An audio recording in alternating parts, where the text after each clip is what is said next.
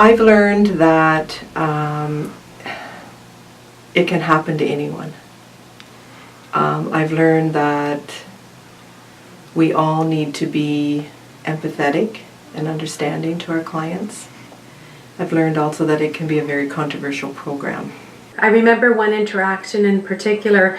It was with a gentleman who had come in to access the exchange program, and I said I'd help. So as he walked in, I greeted him. I said hello. I asked him how his day was going.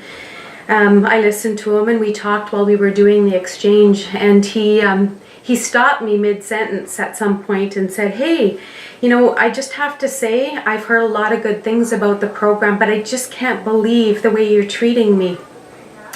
And it kind of caught me off guard, and I asked him about that, and he said, "Well, you're treating me like I'm a real person." He said, "You looked at me, you smiled at me, you asked me how I was doing, and you listened to me." And boy, that kind of got me just in the heart. I thought about him, and we talked some more, and we did the exchange, and as the exchange was over, I left, walking back to my office, and barely made it back. I had to close my door.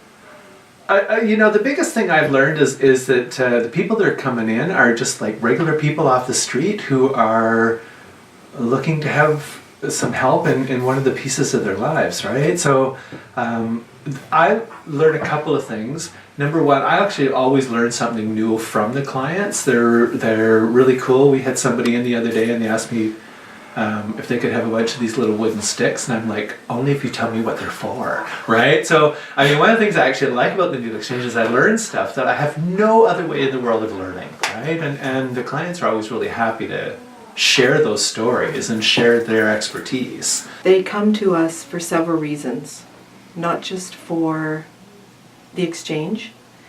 They come to us because they trust us. They open up to us. They're wanting to have a relationship with someone and connect with someone.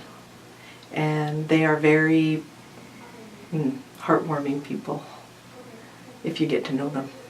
I learned a lot about myself, and I know that it's so important to treat people in a way that you would want to be treated, and that every interaction we have with people matters and counts.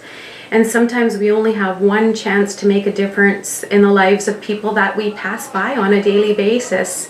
So it's important to see people and to meet them where they're at, and to be supportive and kind and be human. I like the fact that our health unit has become a stopping place for them. We've come a long way in the health unit in 28 years. Some of it is about what is their personal experience and what is it that we then maybe need to think about doing differently as an organization. Or even just, you know, what are the drugs that are currently in use in our area, and how do we need to respond to some of that?